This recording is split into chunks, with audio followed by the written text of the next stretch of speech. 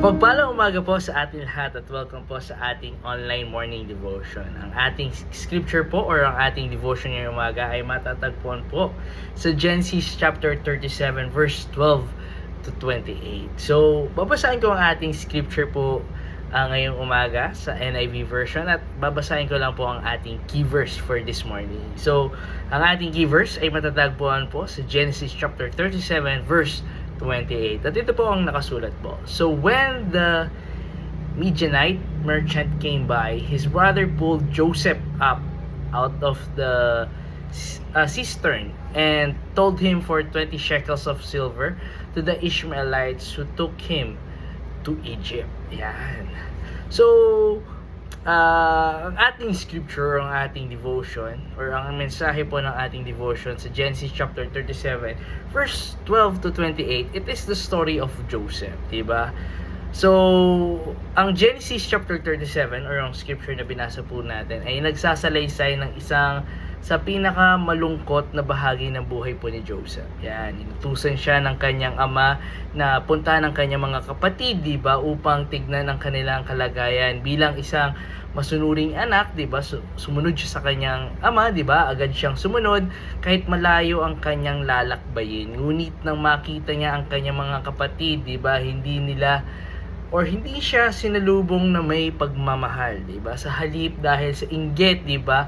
At galit, nagplano silang patayin siya, 'di ba? Tinanggal nila ang kanyang makulay na jacket or yung kasuotan niya, 'di ba? Itinapon siya sa balon at kalaunan ay ipinagbili bilang alipin patungong Egypt or sa Ehipto, 'di ba? Kung titignan po natin, parang talunan talaga si Joseph sa bahaging ito, 'di ba, ng kanyang buhay. Wala siyang ginawang masama, ngunit siya pa ang nakaranas ng pagtataksil at paghihirap. Maaring maiisip niya na pinabayaan po siya ng ating Panginoong Diyos. Subalit, 'di ba?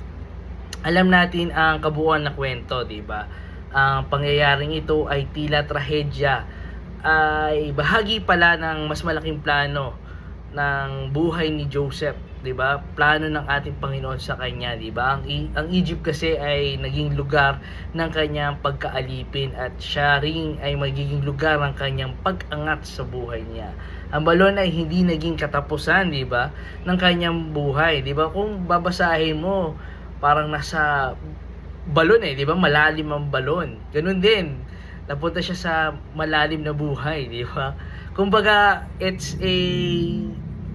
parang iconic, kumbaga ito yung portrait ng isang yung buhay ni Joseph, 'di ba? From rock bottom, from pagiging alipin for slavery, but through that trials and kanyang suffering, 'di ba?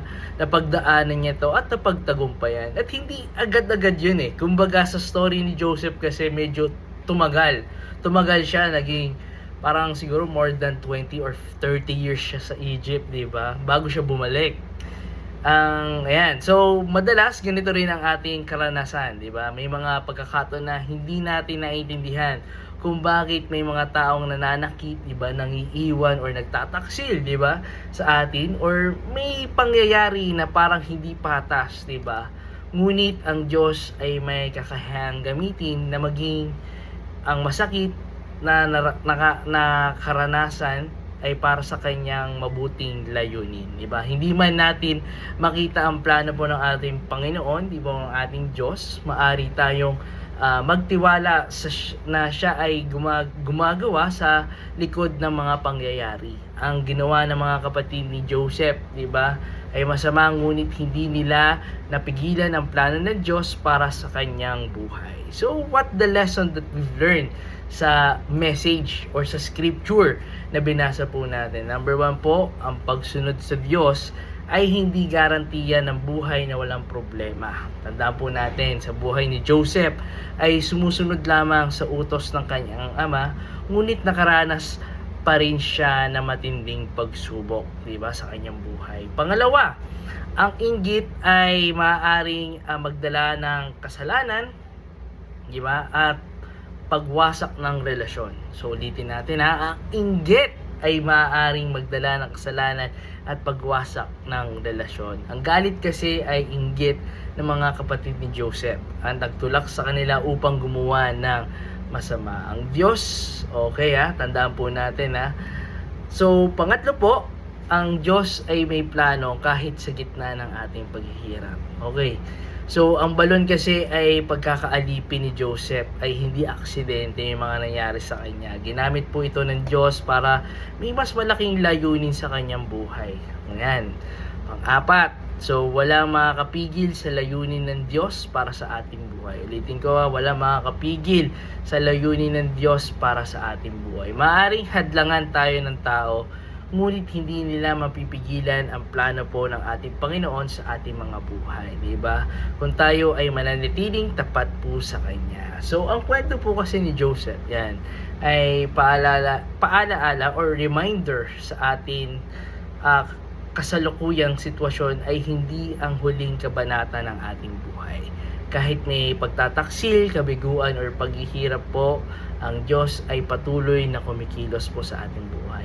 Ang balon na ating kinalalagyan ngayon ay maaaring maging daan patungo sa katuparan ng kanyang plano, pero ang importante po ay magtiwala po tayo sa Diyos kahit hindi pa natin nakikita ang buong larawan. So tayo po'y manalangin. Ama naming Diyos, di ba, maraming salamat sa inyong salita na nagpaalala sa amin na ikaw ay mabuting may plano para sa aming buhay.